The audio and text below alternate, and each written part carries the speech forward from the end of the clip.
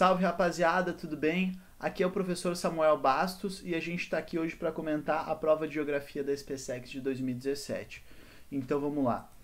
Galera, a primeira questão ela fala sobre a questão do desenvolvimento sustentável, tá? Então o texto base vai abordando essa perspectiva e daí fala que a principal ameaça ao ambiente global, pensando no desenvolvimento sustentável, que é essa ideia de tu conciliar, né, um desenvolvimento econômico com uma preservação ambiental, né? Então não ignorar nenhum lado nem outro, nem a parte econômica nem a parte ambiental, né? O que está mais correto a gente afirmar? Para a gente entender esse contexto, a gente tem que entender que o desenvolvimento sustentável ele acaba questionando muito o padrão de consumo dos países mais desenvolvidos, né? Ou seja, o padrão de consumo de ter quase que um carro por pessoa, né? De consumir, consumir vários objetos. Então, todo esse padrão de vida consumista que acaba demandando muitos recursos naturais. Então vamos ver quais alternativas aqui podem ser corretas, né? Então, acelerar o crescimento da população dos países mais pobres. Galera, essa afirmativa aqui, ó, ela já não é mais, né? Não é mais considerada. Isso era aquela ideia malthusiana, né? De que a gente ia ter que ter um grande crescimento e tal. Hoje em dia o que se observa é uma desaceleração do crescimento dos países, né? Então isso daqui já não é mais uma verdade. E de qualquer forma, os países mais pobres não são os que utilizam mais os recursos naturais, né? Elevando substancialmente o consumo dos recursos naturais e emissão de gases de efeito estufa. É falso por quê? Também porque os países mais pobres não são os que mais utilizam os recursos naturais, vão ser os países mais ricos, mais industrializados, etc. Distribuição desigual dos recursos naturais entre as diferentes regiões do globo, acarretando o uso expoliativo, né, explorador desses recursos, principalmente por parte das nações mais carentes. Aqui, novamente, esse mesmo elemento está falso. Os países mais pobres, né, vão ser os países que vão utilizar menos os recursos naturais, né? Daí agora aqui a gente vai para C, que é a nossa correta, né, o nosso gabarito. Disseminação dos padrões de produção e consumo vigentes, sobretudo nos países mais ricos, né? Então os que eu falei que são os mais consumistas, os que vão demandar mais recursos naturais, os quais acarretam, por exemplo, elevado consumo de recursos naturais, tá? E grande poluição do ar e dos recursos hídricos. Então, galera, é exatamente aquilo que eu tinha colocado. Já pararam para pensar se toda a Índia tivesse o mesmo padrão de consumo dos Estados Unidos? Já não existiria mundo, né? Já não existiriam recursos naturais para poder abastecer essa nossa demanda mundial. Tá? Então, esse elevado consumo dos recursos naturais, que é característico dos países mais ricos, mais desenvolvidos, se fosse disseminado para o mundo todo, inclusive para os países pobres, emergentes, né, os subdesenvolvidos, já não teria sustentação, né? Então, acaba pegando uma crítica ali na base dessa questão ambiental, tá? Então, aqui a verdadeira, a nossa alternativa verdadeira vai ser a C. Galera, essa questão 22, ela traz aquele elemento de orientação, beleza? Então, fala ali de uma corrida de orientação, e que dentro dessa corrida de orientação, tu teria que passar do ponto A até o ponto B, tá? Então, esse transporte do ponto A até o ponto B, né, teria que passar por esses dois checkpoints, né? Ponto A até o ponto B, tu iria percorrer qual sentido, né? Então, oeste, leste, sudoeste, noroeste ou nordeste. Então, a gente vai ter que saber disso. Tá? Como é que eu aconselho fazer esse tipo de questões? Primeiro eu coloco o nosso planeta Terra aqui, daí eu divido pelo nosso paralelo de referência, o Equador 0 graus, tá? E divido, deixa eu botar um pouquinho mais para o outro lado ali, se vocês me dão licença para a gente poder também marcar, puxar aqui para cá que tem mais espaço. Então aqui eu faço o nosso planeta, tá? Daí eu divido pela linha do Equador, nosso paralelo de referência, 0 graus, e divido pelo meridiano de Greenwich, tá? Nosso meridiano de referência, 0 graus. Beleza, está colocado ali o planeta. E agora a gente vai ver, observar que mesmo saindo do ponto A para o ponto B, as nossas coordenadas vão permanecer, né, norte e leste. Ou seja, eu vou excluir, né, todas as coordenadas sul e vou excluir todas as coordenadas oeste. Ou seja, eu fiquei dentro desse quadrante aqui, ó. Então vai ser um transporte dentro desse quadrante. Por que eu aconselho pensar, né, desses 4 quadrantes? Porque daí a distância, né, do meridiano de Greenwich, a distância da linha do Equador, fica mais claro um pouco. Tu acaba não confundindo tanto, tá? Então é mais fácil de lembrar disso. quando a gente elimina os quadrantes quando eu estou falando de um transporte dentro do mesmo quadrante. Então vamos lá, vamos achar o ponto A, e depois a gente acha o ponto B, e depois a gente vê qual que foi a distância percorrida do ponto A para o ponto B. Tá? O ponto A eu vou botar aqui de vermelho mesmo, que é a cor que a gente já está utilizando. Então a latitude do ponto A, 28 graus e 46 norte. Ah, mas como é que tu sabe, né? Onde é que tu... 46 minutos norte, como é que tu sabe onde é que é o 28 graus e 46? Não importa, tá? Porque o ponto A vai ser a nossa referência, e não importa a gente saber onde é que é o ponto A, importa que a gente saiba onde é que é o ponto A em relação ao ponto B, tá? Então 28 graus e 46, e aqui a longitude, né? 53 graus, 54 minutos, tá? Aqui, leste. Beleza. Aqui onde se cruzam as duas linhas, tá? As duas linhas vermelhas, eu vou ter o ponto A. Beleza. E agora a gente vai achar o ponto B. E agora é a parte que vocês prestam mais atenção. Vamos pensar em termos de norte aqui, ó. 28 graus e 50 está mais distante da linha do Equador ou está mais perto da linha do Equador do que 28 graus e 46? Está mais distante, né? 50 é um número maior do que 46, né? Pensando ali na casa dos minutos. Então vai estar mais distante do Equador, tá? Se está mais distante do Equador, 28 graus e 50, eu já posso eliminar as alternativas que apresentam sul, né? Então aqui, ó, já eliminei a alternativa C. Beleza? Daí agora eu vou pensar os 53 graus e 54 e os 53 graus e 53 minutos, qual deles está mais perto do Equador? 53 graus e 53. Né? Então, se ele está mais perto do Equador aqui, esse daqui, eu vou botar, né, ali do lado a oeste, né, a oeste da nossa linha de longitude do ponto A. Então aqui, ó, 53 graus e 53. 53 graus e 53 minutos norte. Tá? Ah, desculpa, leste, né? 53 graus e 53 minutos leste. Está mais perto do Equador. Beleza. Então aqui onde se cruzam as linhas roxas eu tenho o ponto B. Onde se cruzam as linhas vermelhas eu tenho o ponto A. Esse sentido percorrido entre um e outro, daí que eu pego uma linha azul, vai ser o sentido qual? Vai ser o sentido noroeste, tá? Então a alternativa D, a correta aqui, sentido noroeste, beleza? Então a gente vai ver que a questão 22, a alternativa correta é a D. Sempre aconselho fazer esse desenho, né? Que esse desenho vai acabar te ajudando no final das contas a entender isso, tá? Então façam um desenho, daí vocês veem o quadrante, risquem ali o Equador, risquem o meridiano de Greenwich, que vai ficar mais fácil de identificar. Esse tipo de questões já se repetiu algumas vezes, né? Então eu sempre aconselho fazer e refazer, né? Já se repetiu algumas vezes, então pode voltar a ser cobrado. Beleza? Então noroeste é o nosso correto. Uma questão de fuso horário. Fuso horário eu acho engraçado que é aquele conteúdo tão temido da geografia, mas na real não tem tanto mistério, tá? Então, o fuso horário, para a gente entender ele, é o seguinte, tá? Pensem que o movimento de rotação da Terra, tá? O movimento de rotação da Terra é o movimento da Terra girando em torno do seu próprio eixo, né? Então, pensa que aqui a minha mão é a Terra girando em torno do seu próprio eixo. Então, a Terra vai demorar 24 horas para dar uma volta de 360 graus, ou seja, uma volta ao redor dela mesma, né? Então, como se fosse minha mão dando uma volta e voltar a aparecer a palma da minha mão aqui, só que minha mão não vira, né? Então pense que o lado da minha mão que vocês enxergam é de dia, o lado da minha mão que vocês não enxergam é de noite. Com esse movimento, tá? A gente vai ver que a gente vai expondo os dias e as noites, né? Então as horas elas servem para representar isso, né? Então a gente tem ali uma face, né, que está sendo iluminada diretamente pelo Sol, que são os dias, e uma face que não está sendo iluminada diretamente pelo Sol, que são as noites. Então esse fenômeno da rotação vai formar os dias e as noites. Então, o que a gente tem que entender aqui? Ó? Se eu demoro 24 horas para dar uma volta de 360 graus dividido por 24 horas, eu vou ter uma faixa de 15 graus, tá? Para cada hora. 15 graus para cada hora. Esse é a lógica básica dos fusos horários. Daí vamos ver aqui o que o texto base está nos pedindo. Essa aí a gente tem que tomar mais cuidado com os detalhes.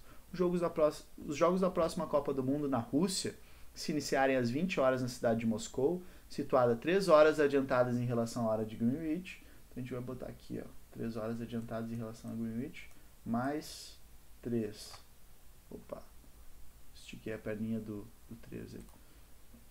Mais, aqui, vamos fazer de novo, fazer caprichado. Mais 3, tá?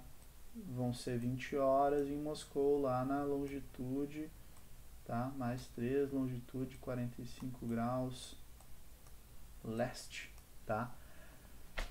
Situada 3 horas adiantadas em relação à hora de Greenwich. Iniciar-se-ão a que horas na cidade de Los Angeles, nos Estados Unidos da América, situada no fuso 118 graus de longitude oeste. Galera, então, o que a gente tem que pensar aqui, ó?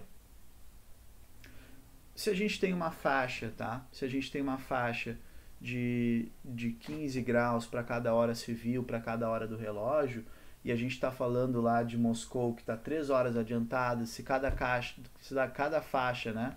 Se cada faixa tem 15 graus, tu pensa, né? A faixa do 0 graus de longitude é o 0, né?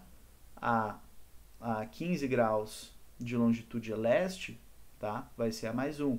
A 30 graus de longitude leste vai ser a mais 2. 45 graus de longitude leste vai ser a mais 3. A gente está aqui na mais 3, tá? Então a gente está em Moscou. O que eu aconselho para resolver uma questão de fuso horário e não ter a possibilidade nenhuma de errar? Contando, tá? Como assim contando? Contando, tá? Então aqui mais 3. Então aqui eu vou ter a mais 2, a próxima faixa, que vai ser qual longitude? Tá? 30 graus leste. E a gente vai contando até onde? Até conseguir identificar o 118 oeste. Daqui, próxima faixa. Mais 1, 15 graus leste, tá? Daí a gente foi aqui. 0. Chegamos no 0, né? Acabou? Não. Daí depois vai pro menos, né? Inverteu o hemisfério. Saiu do hemisfério leste e foi pro oeste. Tá? 0. 0 graus. Daí aqui a faixa. Menos 1. Tá? 15 graus oeste. Daí vamos lá. Menos 2. 30. Tá? Daí menos 3. 45. Tá? Menos 3. 45 graus oeste. Menos 4. Quantos? 60 graus oeste. Menos 5. 75 graus oeste. Tá? Menos 6. Eu estou explicando porque isso aqui é extremamente importante tu fazer assim com calma, daí depois vocês vão ver que vai ficar mais fácil. Menos 6, daí 90 graus oeste. Daí aqui menos 7. 105 graus oeste. Chegamos aqui no menos 8. Tá? O menos 8 vai ser os 120 graus oeste. Tá, mas professor, a questão ela me trouxe algo diferente. Ela está me perguntando não do 120 nem do 105, ela está me perguntando do 118. Mas o que a gente tem que entender aqui, ó? O menos 8, tá? O menos 8, o 120 graus oeste, 120 graus oeste vai ser aqui o meu meridiano central, tá? Se eu tenho faixas de 15 graus, eu vou ter que pensar que entre os múltiplos de 15, eu vou ter uma faixa de 7,5 graus para leste e uma faixa de 7,5 graus para oeste. Ou seja, se eu for pegar a partir dos 120 graus oeste e eu pensar que eu tenho 7,5, tá? Mais 7,5 mais 7,5, eu vou formar os 15 que eu preciso. Eu tenho uma faixa de horário, de hora civil, de hora do relógio, a cada 15 graus. Então eu penso, se eu arrastar, tá, em termos de longitude, 7,5 graus para leste dos 120 graus oeste, eu vou chegar aqui no... Qual que é? Essa longitude que está aqui no limite. Essa longitude que está aqui no limite é de 112,5 graus oeste, tá? E qual que é essa longitude que está aqui no limite? 7,5 graus mais a oeste dos 120 graus oeste. 127,5 graus oeste. Ou seja, presta atenção no que eu vou falar. O 120 é o meu meridiano central, mas todas as localidades entre 112,5 graus oeste e 127,5 graus oeste irão ajustar o seu relógio para a mesma hora. Beleza? E onde é que está o 118? O 118 está aqui dentro, né? O 118 está mais ou menos aqui, tá? O meridiano 118. Então, o 120 vai ser a hora que está no 120 graus oeste, a hora que é no 118 graus oeste, a hora que é no 122 graus oeste, vai ser tudo a mesma hora civil, a mesma hora do relógio. Então, eu vou pensar por essa faixa de fuso. E eu falei, tá, que o jogo da Copa do Mundo ele ia rolar na Rússia lá às 20 horas. Então, ele ia rolar aqui às 20 horas. Galera, para fusos horários, nesse sentido aqui, ó, as horas, nesse sentido, as horas aumentam, tá? No sentido contrário a essa seta que eu coloquei, as horas vão diminuir, tá? Então, as horas aumentam no sentido da rotação da Terra, de oeste para leste, tá? E diminuem no sentido contrário da rotação da Terra, tá? De leste para oeste. Então, aqui 20, 19, vamos lá, 18, 17, 16, 15, 14, 13, 12, 11, 10, 9. Aqui são 9 horas da manhã. Alternativa B, tá? Teria como fazer de uma forma diferente, pensando nos múltiplos de 15? Teria também, tá? Mas essa é uma forma que não tem possibilidade nenhuma de tu errar uma questão de fuso horário. E contando, e desenhando, e pensando nas faixas de fuso. Beleza? Então, vamos lá. Observa-se no Brasil um nítido processo de transição demográfica. O que é transição demográfica? Passagem de uma alta taxa de natalidade e taxa de mortalidade para o quê? Para uma baixa taxa de natalidade e uma baixa taxa de mortalidade. Então, a gente vai ver que o Brasil ele tem seguido essa tendência, né? Então, desde o início da sua história, seguindo essa tendência aí demográfica e transicionando a sua população, passando por um processo de envelhecimento populacional, de uma forma geral, né? Diminui o percentual de jovens, aumenta o percentual de idosos. Então, a questão 24. O aumento da taxa de mortalidade infantil associado à carência dos serviços públicos essenciais do país. Isso influencia na transição demográfica? Falso, né? A gente não tem um aumento da taxa de mortalidade infantil. Isso é falso, tá? A taxa de mortalidade infantil ela não está aumentando, ela simplesmente diminui. Tá? Por quê? Porque cada vez melhora as condições socioeconômicas do Brasil. Então está incorreto eu falar em aumento de taxa de mortalidade. Né? Melhora as condições socioeconômicas, diminui a mortalidade infantil. Basicamente toda a história brasileira só diminuiu a taxa de mortalidade infantil. Tá? Daí vamos lá. O estreitamento do corpo da pirâmide etária como resultado da significativa redução do número de jovens. Falso. Falso por quê? Porque se a gente for olhar a pirâmide etária brasileira, vou até desenhar uma aqui no cantinho, ela está basicamente assim hoje. Né? Ela tem um corpo, tá? Aqui se eu for dividir, ó, a parte acima dessa linha são os idosos, tá? A parte abaixo dessa linha são os jovens e aqui são os adultos. Se eu for pensar na pirâmide etária brasileira, o que eu tenho? Eu tenho um alargamento, né, do corpo da pirâmide, porque eu estou num período que eu tenho muitos adultos. E, inclusive, o fato de eu ter muitos adultos diminui a minha razão de dependência da população, ou seja, quem são considerados os dependentes da população? Aqui eu vou até pegar outra cor. Quem são considerados os dependentes da população são aqui, ó, os idosos, tá? Que vem aumentando gradualmente pelo aumento da expectativa de vida, tá? E os jovens, que vem diminuindo com a diminuição da taxa de fecundidade. Então, se esses são os dependentes da população, tem uma diminuição da dependência da população e um maior número de adultos, a maior parte da minha população está em idade ativa, ou seja, estão trabalhando e contribuindo com impostos. Esse seria um momento demograficamente propício para o crescimento econômico, beleza? Então, a gente não tem um estreitamento do corpo da pirâmide, a gente tem o quê? A gente vai ter um alargamento do corpo da pirâmide. E, ao mesmo tempo, já respondendo a próxima alternativa, o ingresso do Brasil no período da passagem da janela demográfica. Janela demográfica é justamente isso, significativo aumento do percentual da população em idade ativa do país. Esse fenômeno, que é um momento demograficamente propício ao crescimento econômico pelo aumento da população em idade ativa, ele pode ser chamado de janela demográfica, de bônus demográfico ou também de janela de oportunidades demográficas, aqui verdadeiro. 4. O aumento do número de óbitos associado ao crescimento absoluto da população e aumento da participação percentual dos idosos no conjunto dela.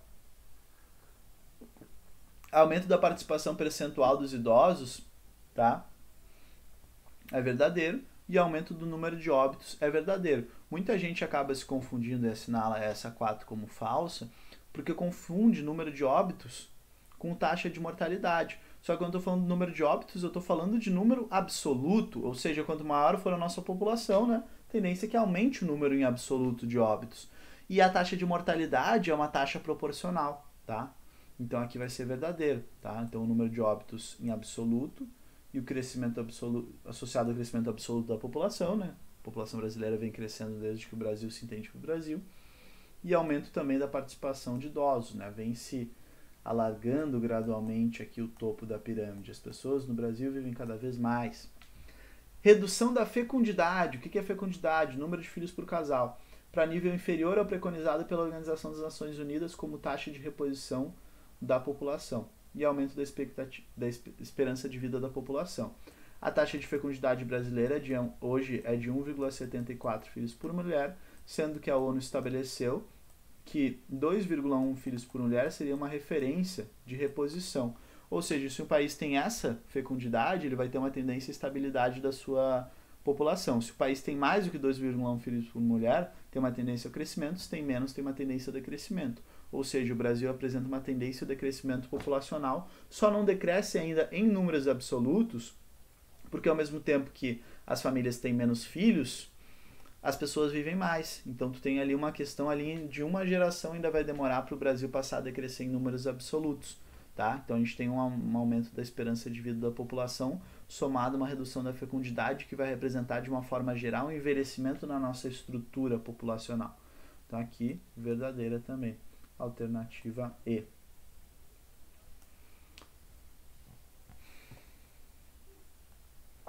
Galera, essa é uma questão que ela traz uma discussão sobre as rodadas de Doha da Organização Mundial do Comércio. A Organização Mundial do Comércio é uma organização que foi criada por diversos países em substituição ao GATT, né, o Acordo de Tratado sobre Tarifas de Comércio, que ela tem como principal função liberalizar a economia e o comércio internacional. E ela serve como um organismo, né, que vai intermediar essas discussões entre os países, visando fazer com que os países tenham um comércio internacional cada vez mais livre, né? Esse é o principal objetivo. Para isso ela tem que combater barreiras, né? Evitar impostos, evitar o protecionismo. Então ela vai ter uma função ali para fazer com que esse comércio internacional flua. As rodadas de Doha, elas foram rodadas de negociações sobre comércio entre os países que se deram muito pela questão da discussão da diminuição dos subsídios agrícolas. Tá? Então eu vou explicar o contexto e já vou direto ao ponto lá nas alternativas. Os subsídios agrícolas é como se cada um dos países, é como se um país que utiliza os subsídios agrícolas, ele financiasse uma parte da produção agrícola dos seus agricultores, né? Então pensa, o agricultor está recebendo um financiamento, está recebendo um subsídio para fazer o que ele faz, só que consequentemente isso acaba artificializando o preço, fazendo desse produto mais barato, porque como ele tem um subsídio, o Estado paga uma parte, né, do seu valor de produção, acaba ficando mais barato. E essa artificialização do preço acaba inibindo a competição, porque, por exemplo, um outro país que tem um preço mais competitivo, ele deixa de ser competitivo por conta dos subsídios agrícolas. E o que acontece? Normalmente a gente tem países mais desenvolvidos utilizando dos subsídios agrícolas e prejudicando os países em desenvolvimento, que são grandes exportadores, né, de produtos agrícolas, como por exemplo o Brasil, né, que tem como seu principal produto de exportação a soja. Então o Brasil, que teria uma soja competitiva, acaba chegando no mercado dos Estados Unidos uma soja que vai bater ali com um preço semelhante. Por quê? Porque os Estados Unidos subsidiou uma parte da produção, né, pagou uma parte da produção dos seus agricultores. Mas o que os Estados Unidos ganha com isso? Ganha a autonomia, a independência na produção de alimentos. Que a produção de alimentos é considerada um setor estratégico, né? Qualquer crise, qualquer coisa, o alimento é a coisa mais básica para a subsistência humana. Os países não querem depender completamente de importações no setor de agricultura, e aí entram subsídios agrícolas que acabam funcionando na prática como uma barreira comercial. E essas discussões, elas serviram muito para discutir essa questão das exportações de commodities. Então a pergunta aqui: fracasso atribuído para o Celso Amorim, né, ex-chanceler do Brasil, e Mike Froman, um analista de economia, tá? Do Financial Times, as sucessivas negociações acerca do comércio internacional de commodities. O que são commodities? Essa é uma palavra muito importante de vocês saberem. Commodities são produtos do setor primário com valor de exportação, tá? Então, por exemplo, soja, por exemplo, petróleo, por exemplo, minério de ferro. Um carro não é uma commodity, né? Porque um carro já é um produto transformado, industrializado. Então, commodities são produtos do setor primário, tá? E de bens industrializados, deveu-se principalmente ao fato de que, então aqui o gabarito da questão 25 é a questão C, tá?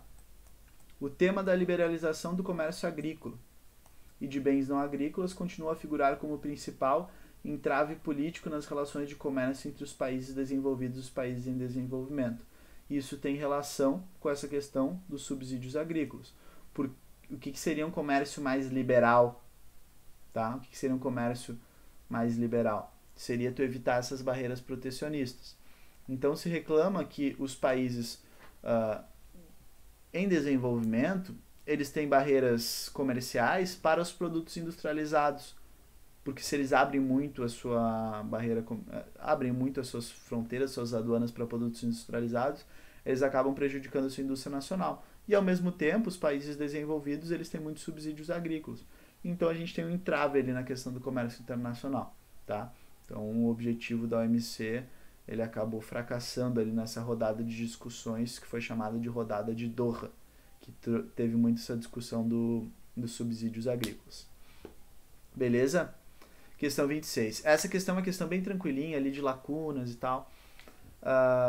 Na Serra do Mar, na região sudeste do Brasil, durante o verão ocorrem deslizamentos de terra, né? Então é bem comum a gente ver Rio de Janeiro ter deslizamento de terra, né? Então período associado com períodos que tem uma grande concentração das chuvas, né?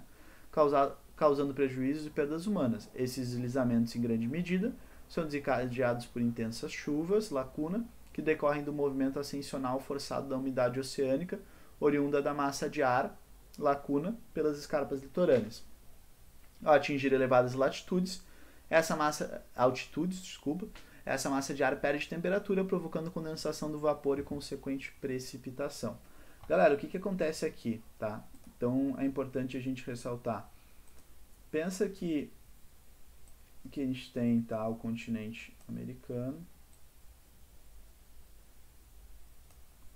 tá? Aqui dentro do continente americano a gente tem o Brasil, tá? Desenho ali bem só para... E aqui, né, nessa região sudeste, a gente tem a Serra do Mar, então grandes altitudes.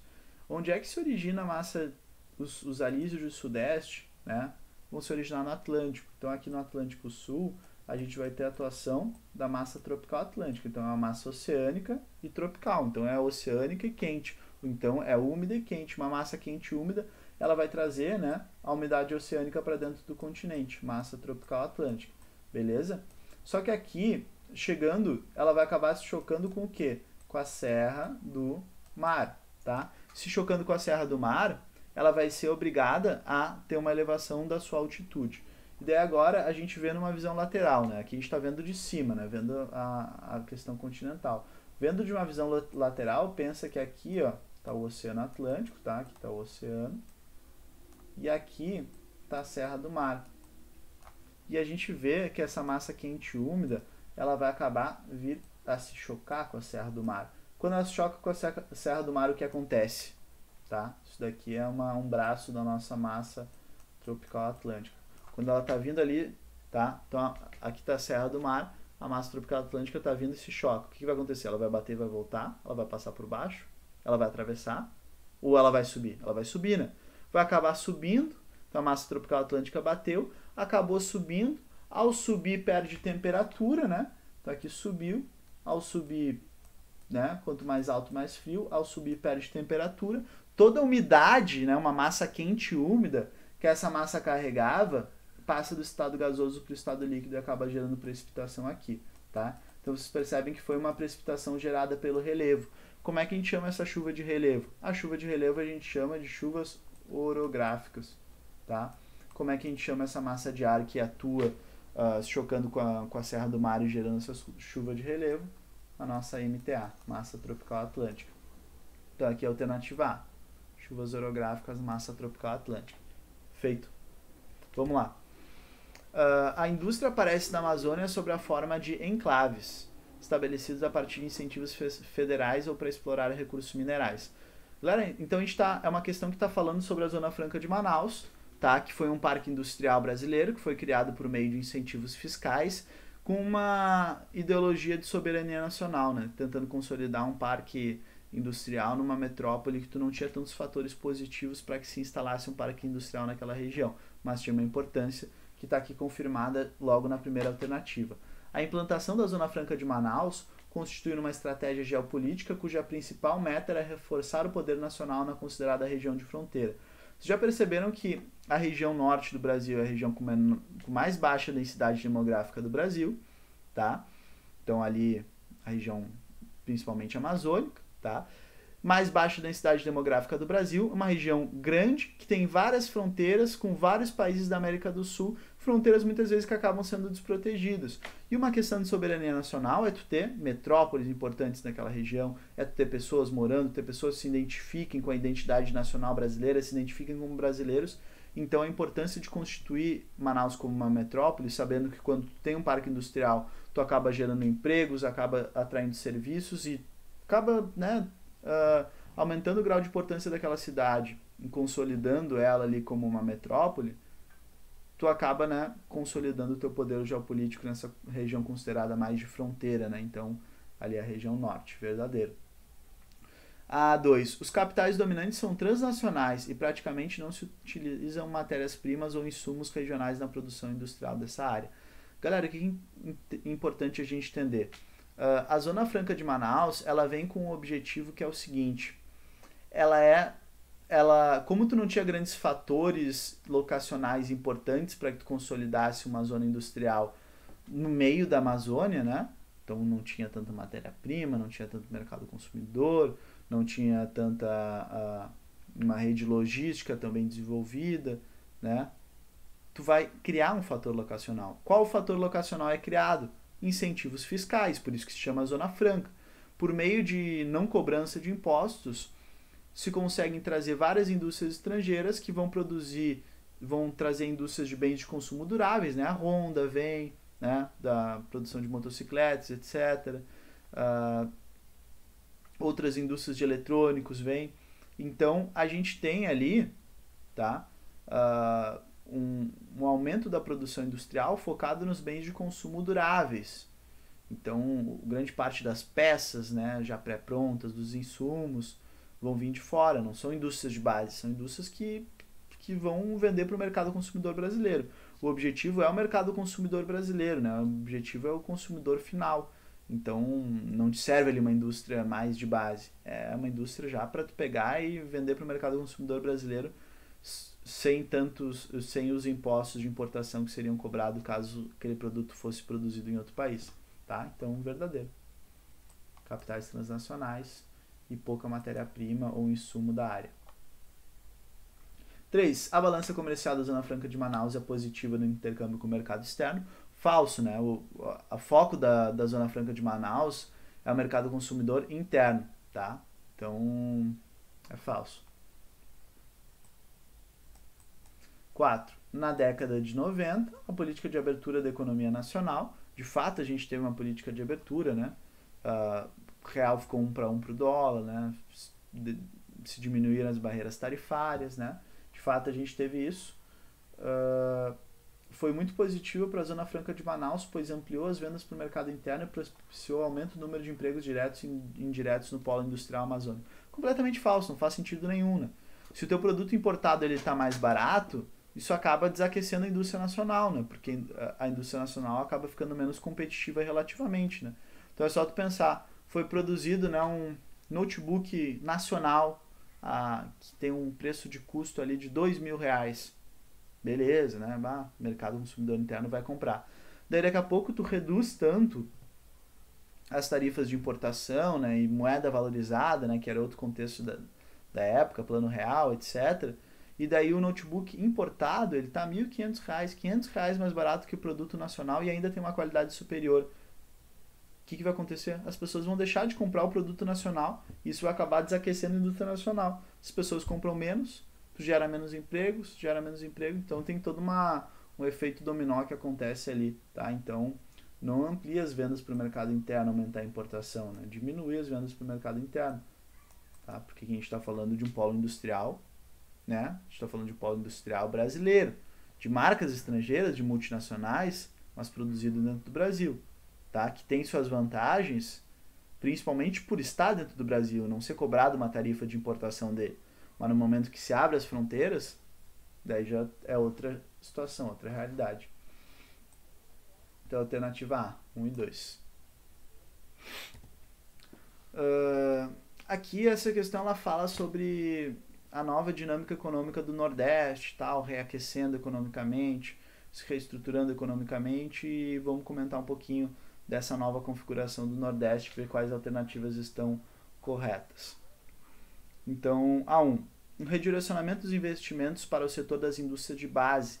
Falso, galera. A gente tem uma nova industrialização no Nordeste, focada nas capitais nordestinas, que a gente tem polos petroquímicos, que a gente tem polos automobilísticos, polos de indústrias de bens de consumo duráveis, mas as indústrias de base ainda vão ficar mais centradas no Sudeste, como a gente tem o principal exemplo brasileiro, que é a CSN no sul do Rio de Janeiro, sul do estado do Rio de Janeiro, ali no município de Volta Redonda. Tá? Então, indústrias de base não vai ser uma das características da nova industrialização nordestina. Indústrias mais de bens de consumo duráveis e não duráveis também. Tá? 2. O engajamento dos governos estaduais nordestinos em diversificar os focos de incentivo ao capital para os mais diferentes setores da economia. Então, se investe muito em agronegócio, se investe muito em indústria, se investe muito em turismo nos estados nordestinos, isso se utilizando de incentivos fiscais e outros empréstimos também. Contudo, não mais com a finalidade de atender as necessidades do mercado do Sudeste, mas ao mercado externo. Corretíssimo, tá? Então, o Nordeste, ele deixa de ter aquela visão mais voltada ao Sudeste, mais subserviente, né? Então, o Nordeste, ele amplia sua produção, assim, a escala internacional, né? E não aquela questão de ficar orbitando como se fosse um satélite ao redor do Sudeste, tá? Então, verdadeiro. Surgimento de enclaves econômicos modernos na agropecuária no oeste baiano, no sul do Maranhão e do Piauí, onde é forte a presença das culturas mecanizadas de soja, milho, arroz e feijão, associadas ao fluxo migratório de agricultores do sul do país. Verdadeiro, galera. O segundo avanço da fronteira agrícola é esse avanço em direção ao norte e nordeste do país. Ali a gente está vendo a porção oeste da região nordeste, tá? A porção oeste da região nordeste. Em que a gente tem até, né, uma sigla chamada Matopiba, Maranhão, Tocantins, Piauí e Bahia, representando estados que se destacam ao seu crescimento agrícola. Então a gente tem um grande crescimento agrícola na porção oeste da região nordeste, e esse crescimento é o avanço, né, da agricultura que, uma vez se estabelecendo no centro-oeste e se consolidando no centro-oeste, saturando as possibilidades de ampliação produtiva no centro-oeste, segue se ampliando em direção à região ali norte e nordeste do Brasil. Então é verdadeiro. 4. Execução de reformas estruturais no meio rural, como a reforma agrária, a qual suprimiu a hegemonia dos grandes proprietários de terra no sertão, contribuiu para a redução da pobreza na região. Falso. Não teve uma extensa reforma agrária, tá? E continuamos tendo grandes propriedades ainda. Aqui é falso. A diversificação dos focos de incentivos econômicos, direcionados também para o setor de serviços, no qual o turismo, então a região nordeste, a gente sabe, né, as belíssimas praias, recebeu prioridade através da implementação de empreendimentos hoteleiros. Galera, é verdadeiro, né? Então, o Nordeste sempre teve, né, por suas características naturais, uma aptidão para o turismo, e a gente confirma isso, né, por meio de investimentos. Então, são 3 eixos, né? Agronegócio, oeste da região Nordeste, o eixo do turismo, né, principalmente praias, e também o eixo da nova industrialização próximo às capitais nordestinas, ali orbitando ao redor das capitais nordestinas. Então, aqui 2, 3 e 5, alternativa D. Essa era uma questão bem específica que fala sobre a relação da Rússia com a CEI, Comunidade de Estados Independentes. Que a CEI, tá, ela foi criada ali com o final da União Soviética, porque a União Soviética congregava vários países socialistas, né, que eram unidos, né, por meio dessa união ali. E com o fim da União Soviética, a gente tem ali países independentes se formando, mas ainda assim encontrando motivos para continuar se apoiando mutuamente, né? Então a Rússia sempre com uma liderança, tá? A Rússia tem uma liderança, mas a Rússia sempre se considera assim um país, digamos, à frente, né? Claro, tem uma questão de recursos naturais, tem uma questão das principais cidades da antiga União Soviética estarem na Rússia, né? É de fato, né, a principal potência e vai continuar sendo enquanto tiver gigantescas jazidas de gás natural e de petróleo. Mas a gente tem ali um semi-imperialismo russo com relação a esses países. E a gente vai comentar um pouquinho. Ao utilizar tal expressão, a Rússia caracteriza bem sua esfera de influência política no continente asiático. Dentre os fatores que explicam a influência russa sobre seu exterior próximo, né, então esses países ali da CEI, né, da Comunidade de Estados Independentes, o que a gente pode destacar? Galera, o que a gente pode destacar é que os países ainda da CEI, eles têm ainda uma grande dependência econômica, tá, do mercado russo, tá? Então, grande parte dos países não considera sair dessa comunidade de estados independentes por causa que ainda estão muito vinculadas às economias. E na União Soviética, como a União Soviética ela não tinha um comércio direto com os países capitalistas, se criou, né, um elo comercial muito forte. E um elo comercial forte desses, né, não se desfaz tão rápido, né, não faz tanto tempo. Então a gente ainda tem uma grande dependência econômica.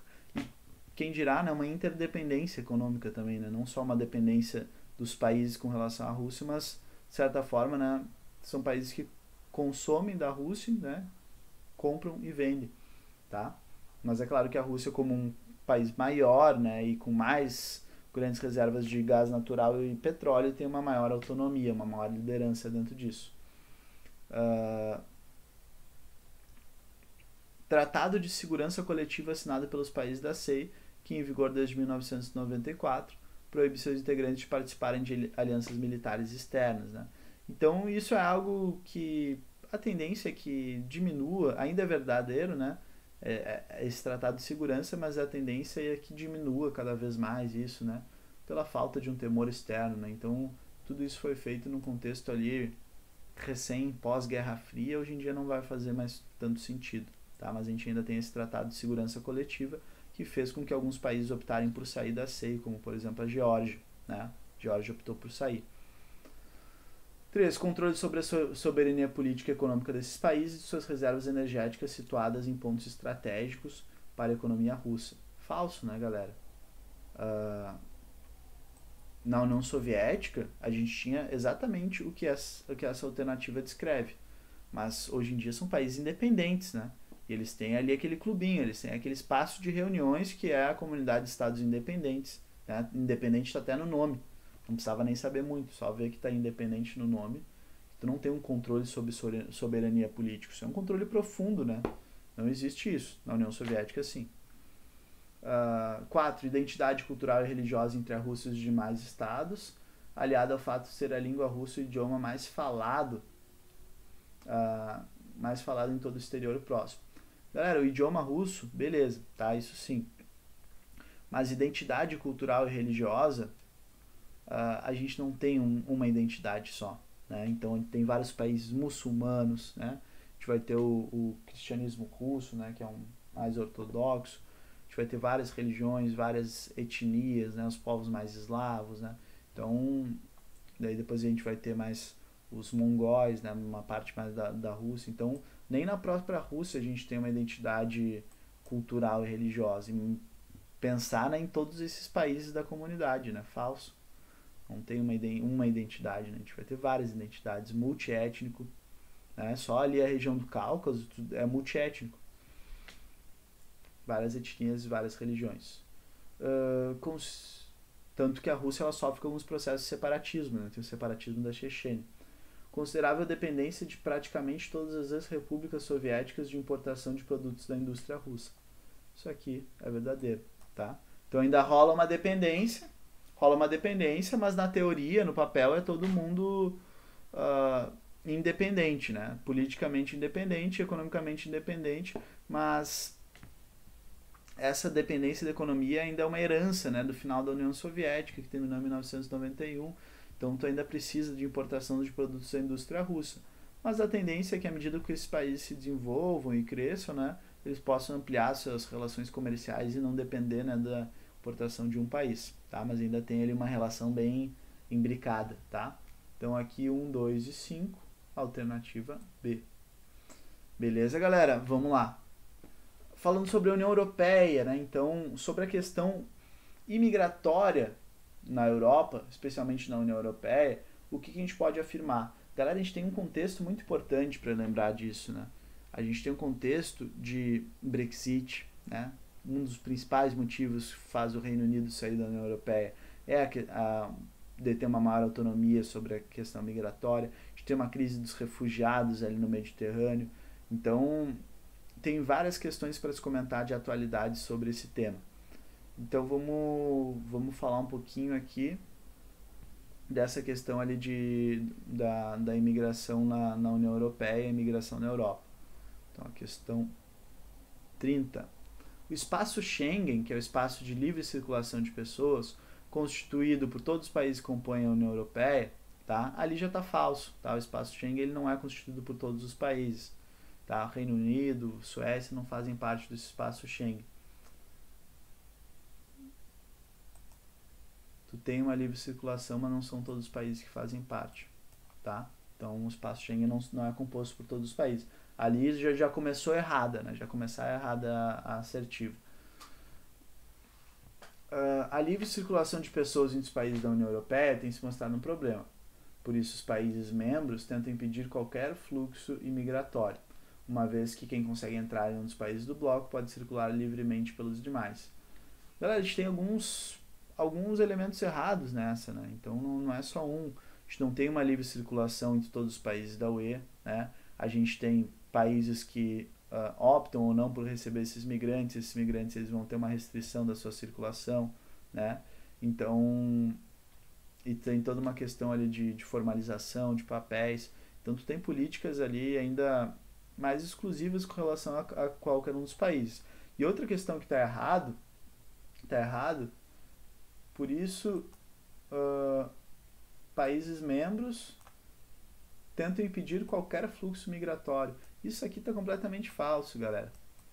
Então tem países que recebem imigrantes e por uma questão demográfica, os migrantes eles têm uma importância extremamente significativa para vários desses países, né? Então, por exemplo, tu pensar que tu tem uma grande parte da tua população já idosa, tu ter migrantes jovens que trabalham naquela base, tá? Naquela base da economia, migrantes de adultos jovens, é extremamente importante por uma questão do sistema previdenciário, por uma questão de força de trabalho, tá? Então, é falso, tá? É falso.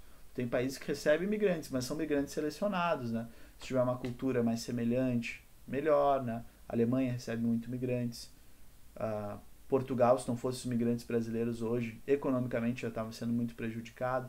Então, é importante até certo ponto para os países europeus receberem imigrantes. Não são todos que têm uma política completamente restritiva à entrada dos imigrantes. É uma política ali de controle, né, de algo gradual, mas não de restrição, tá? Então a gente tem um aumento de barreiras restritivas em vários países, mas por isso os países membros tentam impedir qualquer fluxo migratório, parece que está falando de todos, né? Então é falso. E aqui 3. Em virtude da imigração magrebina, quem que são os magrebinos?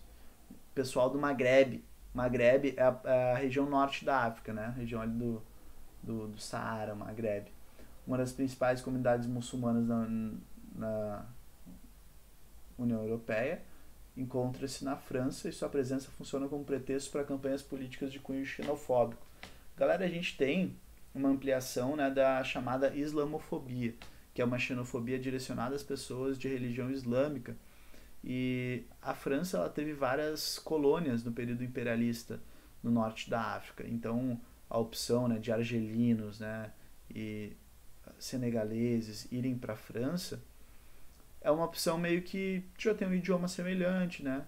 Já conheceu, né? Já foram lá, já exploraram e tal. Então acaba criando um vínculo, uma relação, né? Por mais que meio traumatizante, mas é a lei da ação e reação, né?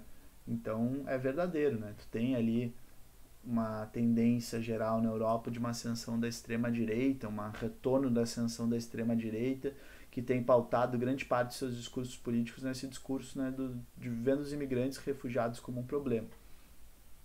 Então, tem o ponto de vista econômico, fluxo de imigrantes tem impactos positivos. Olha aqui, pois ameniza o processo de envelhecimento da população e fornece mão de obra barata para a maioria das funções rejeitadas pelos europeus. Galera, isso aqui vai ser verdadeiro, tá? Basicamente aquilo que eu já comentei com vocês. 5. Os fluxos migratórios têm grande impacto demográfico na União Europeia, visto que a maior parte do crescimento populacional do bloco não decorre do crescimento vegetativo, mas sim dos saldos migratórios. Então os europeus já não têm tantos filhos, né? Então é importante os imigrantes adultos jovens chegando ali no continente, tá? Então, basicamente, 2 elementos que eu já tinha comentado aqui que se confirmaram nas afirmativas. Alternativa E, correta. Daí aqui uma questão sobre Estados Unidos, né? Uma prova bem política de 2017.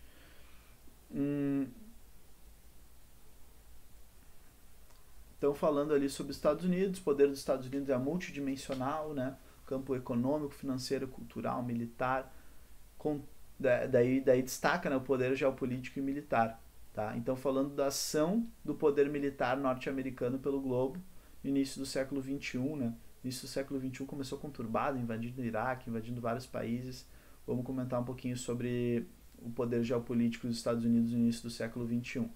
Galera, então, em países europeus da Organização do Tratado do Atlântico Norte, na OTAN, né, que é a grande aliança militar dos países aliados aos Estados Unidos na Guerra Fria, no caso da Alemanha, Grã-Bretanha e Itália, situam-se grandes bases do Exército, da Marinha e da Força Aérea norte-americana. Então, essa daí vai ser uma alternativa verdadeira, né?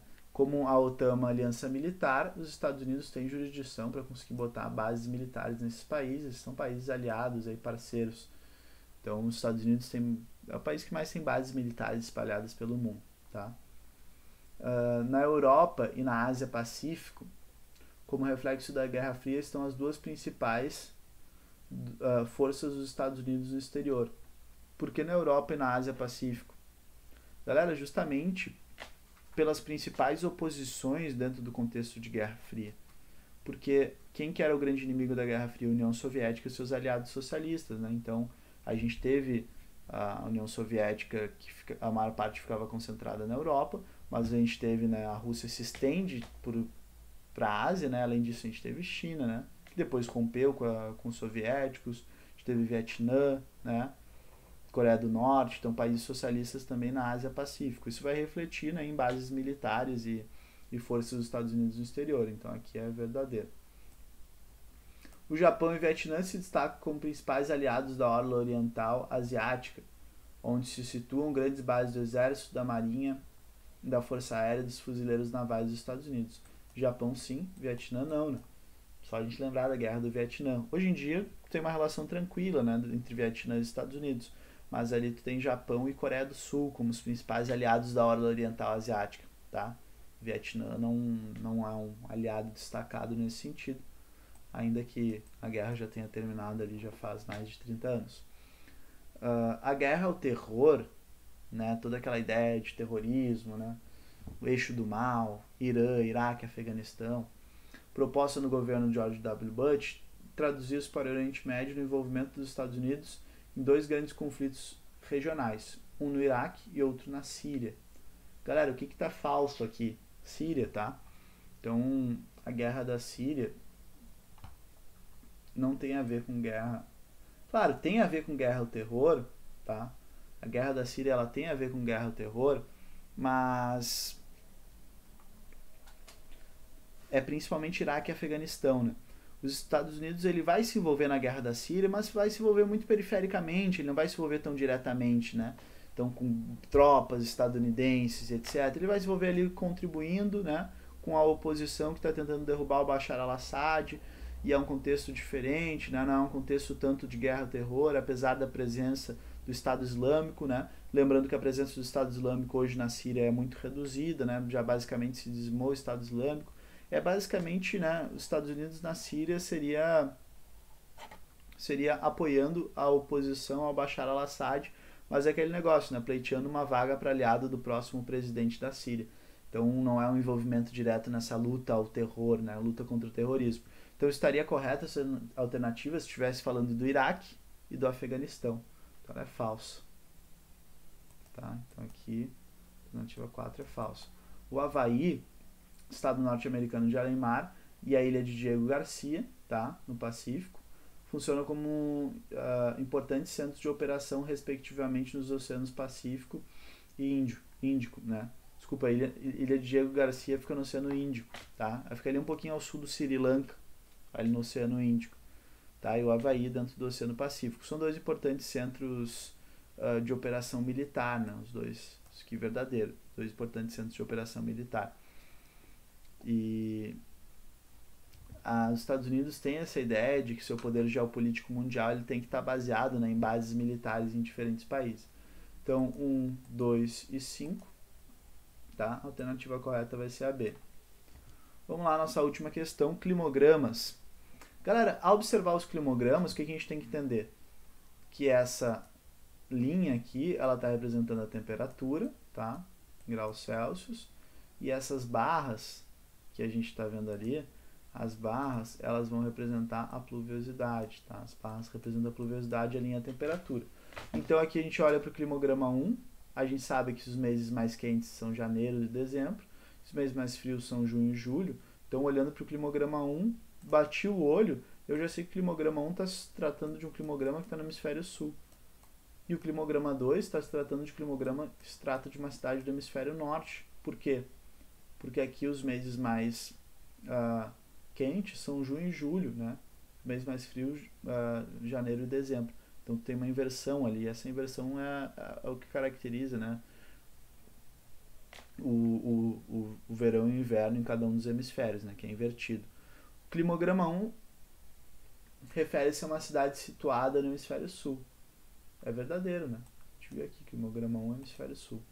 A amplitude térmica, o que é amplitude térmica? A diferença entre a temperatura mais alta e a mais baixa. Registrada no climograma 2 é maior do que a registrada no climograma 1. Daí tu olha aqui, ó. Galera, questão de gráfico, é só tu pegar, olhar e interpretar o gráfico. Uma questão de gráfico, ela nunca vai ser incoerente com os dados que ela te passou, né? Então, teu conhecimento ele vai servir para interpretar e analisar o gráfico. Então, tu olha aqui, mais alta, mais baixa, né? Então, tu tem uma amplitude térmica aqui, ó, entre a mais alta e a mais baixa. Aqui tem uma amplitude térmica maior, né? O climograma 2 é maior do que a do climograma 1, é verdadeiro. O verão é mais chuvoso do que o inverno nos dois climogramas. Galera, a gente vai ver que aqui, ó, no climograma 1, eu tenho o verão mais chuvoso que o inverno, né? Porque o verão, ele vai ser aqui de 21 de dezembro a 20 de março, tá? Mais chuvoso que o inverno. Só que aqui eu estou falando do verão do hemisfério norte, né? E aqui eu tenho, que é a partir do dia 21 de junho. E aqui eu tenho o verão mais seco, tá? Então é falso, porque o verão é mais chuvoso que o inverno somente no climograma 1. Então é falso. O climograma 1 refere-se a uma cidade com características de clima tropical típico, verdadeiro, né? Verão chuvoso e inverno seco é uma característica de clima tropical típico. E o climograma 2 é uma cidade de clima tropical litorâneo. Galera, falso, né? Porque o clima tropical litorâneo não tem a característica de estação seca como tem aqui no verão, tá? Isso aqui seria esse climograma 2 seria uma característica de um climograma de um clima mediterrâneo, tá? Que tem um verão seco e um inverno chuvoso. Então é falso. 1 e 2 verdadeira. A alternativa A é a correta. Beleza, galera? Então ficamos com essa correção aí de hoje. Bons estudos. Valeu!